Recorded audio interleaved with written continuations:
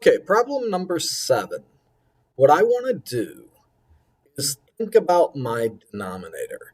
So I've got x plus 3 quantity squared. So let's go ahead and just graph this function.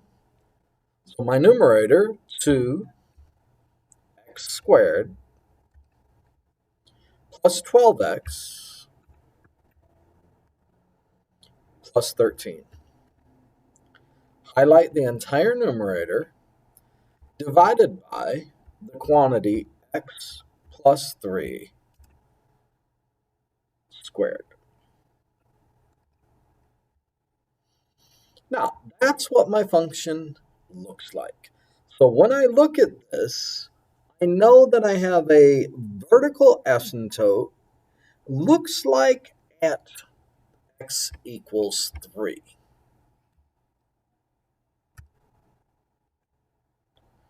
And of course, I'm supposed to say negative 3. And immediately, though, when I typed x equals 3, I knew it wasn't the right one. And so I just had to put the negative in to make it correct. Now, my horizontal looks like y equals 2.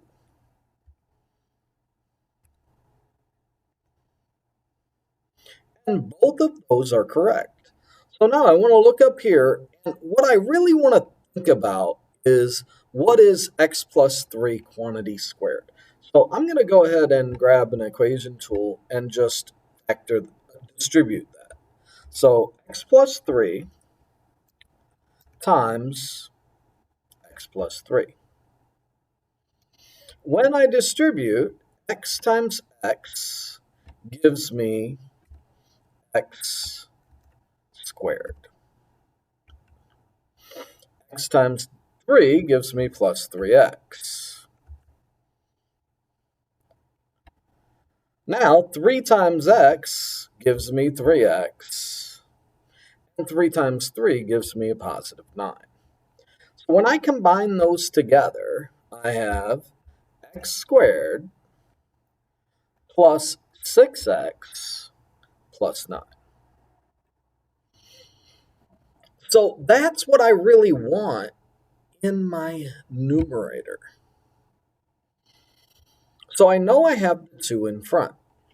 So I've got 2 times x squared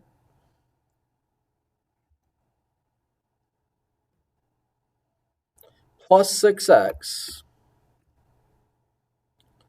plus 9.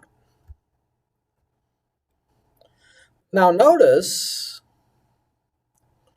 I've got a plus 13 that I didn't include here at all. This is just for dealing with the denominator. So I'm going to say plus at 13. And the last thing you need to consider is if I've got a 2 out in front of this whole thing, right? That 2 is actually multiplying by 9. So I've added 18 to this thing just by having the 2 times 9. So I need to subtract the 18 as well. So that's my numerator. Now for the denominator, I've still got x plus 3 quantity squared. And notice this function is the same as this one. So now, since this worked distributing this out, I can actually change this to x plus 3 quantity squared.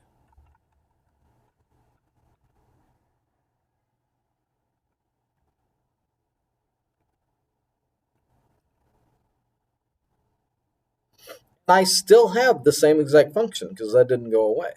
Now I've got 13 minus 18. When I combine them, I actually get a negative 5. And I still have the same function. So when you look at this, I'm going to have a negative 5 or minus 5 over x plus 3 squared.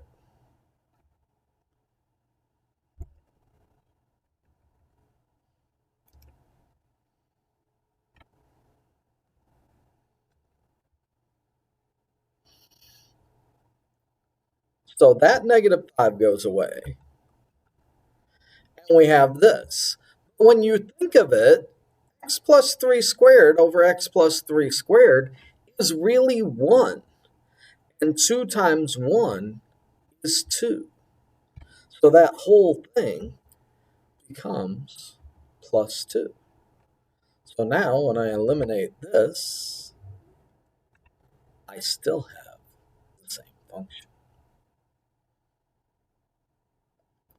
So I can snip this picture and put it in my document.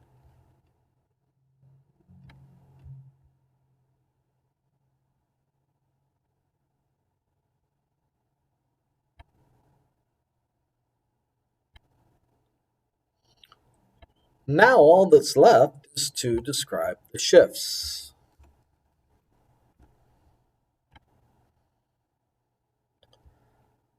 Because of my denominator, my first shift is left 3 units.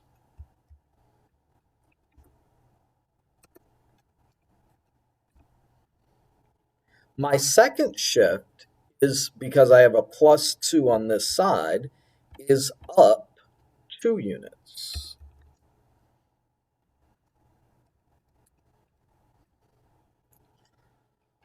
Now, because this is negative, this is a reflection over the line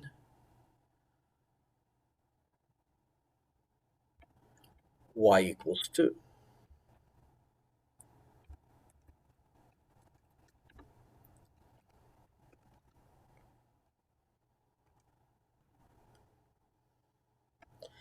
And finally, I do have a value in the numerator of 5.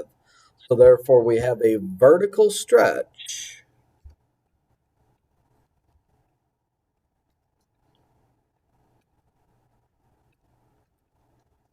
by 5.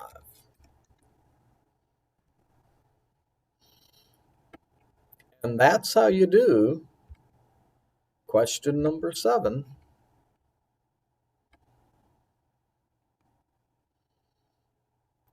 Recognizing shifts of rational